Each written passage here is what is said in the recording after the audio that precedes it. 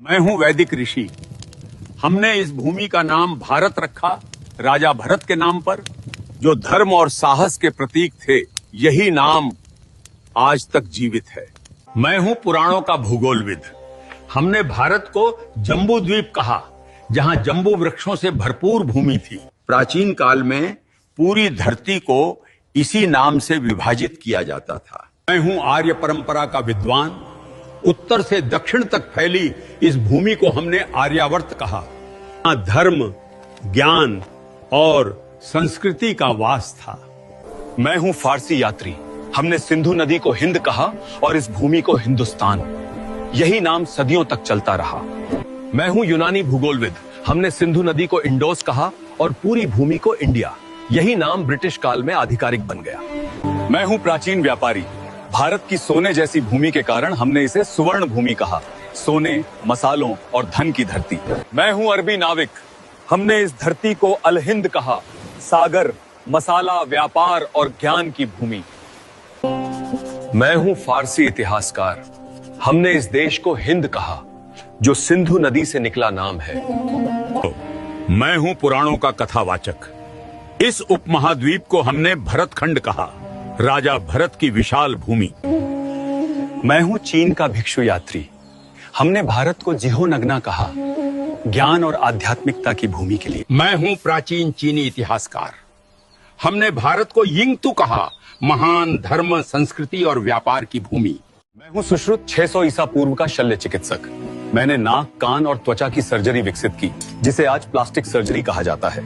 मेरी पुस्तक सुश्रुत संहिता में 300 से अधिक शल्य तकनीकें लिखी हैं। यही भारत की सर्जरी परंपरा की नींव है। मैं हूं चरक आयुर्वेद का आचार्य। 100 ईसा पूर्व मैंने लिखा था कि बीमारी का इलाज सिर्फ दवा से नहीं होता है। शरीर, मन और भोजन, तीनों का संतुलन जरूरी है। मैंने सिखाया कि हर पौधा दवा है और हर भोजन औषधि बन सकता है। मैं हूं प्राचीन भारत का नेत्र चिकित्सक। 800 ईसा पूर्व हम मोतियाबिंद की सर्जरी करते थे। एक पतली सलाई से आंख की धुंधली परत हटाकर दृष्टि वापस लौटा देते थे। इस तकनीक ने हजारों लोगों की रोशनी बचाई। दुनिया में पहली कैटरैक्ट सर्जरी भारत की धरती पर हुई थी। मैं हूं कोणार्क का शिल्पकार। हमने सूर्य मंदिर को इस तरह बनाया कि हर पहिया एक सटीक घड़ी की तरह समय बताता है। आज भी सूरज की किरणें हर घंटे पर ठीक इसी कोण से गिरती हैं, बिना किसी आधुनिक गणना के। मैं हूं भारतीय वास्तुकार। हमने ऐसे भवन बनाए जहां हर दिशा, हर खिड़की ऊर्जा के अनुसार तय थी। बिना बिजली के भी ये इमारतें खुद को ठंडा रखती थी। यही था वास्तुशास्त्र का असली विज्ञान। मैं हूं हड़प्पा का अभियंता। 4000 साल पहले हमने बनाई पक्की नालियां और भूमिगत सीवर प्रणाली। हर घर में जल निकासी का रास्ता अलग था। इतनी सटीक योजना आज भी आधुनिक शहरों के लिए मिसाल है। मैं हूं वो कारीगर जिसने बनाया दिल्ली का लौह स्तंभ। लगभग 1500 साल पहले इसे बिना किसी आधुनिक तकनीक के ढाला गया था। आज तक इसमें जंग नहीं लगी और विज्ञान अब भी इसका रहस्य नहीं सुलझा पाया। मैं हूं नागार्जुन। मैंने रसायन विद्या को विज्ञान बनाया, धातुओं को बदलने और औषधियां बनाने की विधियां खोजी। आज की आधुनिक केमिस्ट्री की जड़ें यहीं से निकली। मैं हूं कणाद। मैंने कहा हर वस्तु छोटे छोटे अणुओं से बनी है। जब दुनिया को परमाणु का नाम भी नहीं पता था, भारत ने उसका सिद्धांत लिखा। यही था हमारा विज्ञान, अदृश्य को भी देखने की दृष्टि। मैं हूं भारद्वाज ऋषि।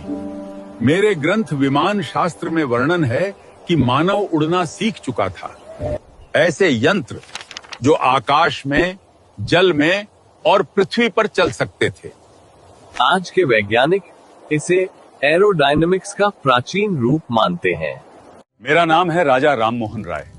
मैंने 1829 में सती प्रथा को रोका, ताकि स्त्रियों को फिर से जीने का अधिकार मिले। मैं हरविलास शारदा हूं।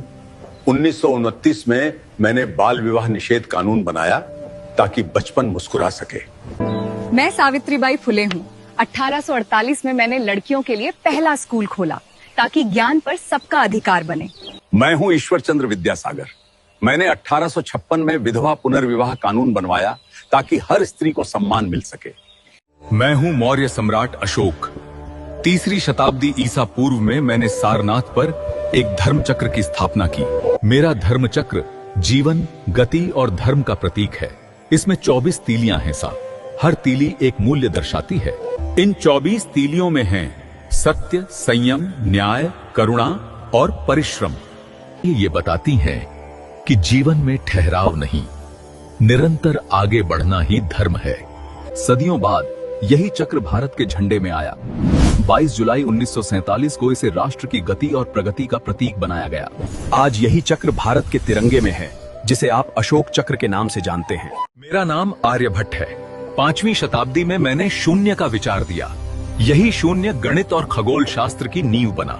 मैं वही हूँ जिसने न्यूटन से 400 साल पहले बताया था हर वस्तु पृथ्वी की ओर गिरती है। जरा मेरा नाम बताओ कमेंट में। मैं हूँ सुश्रुत।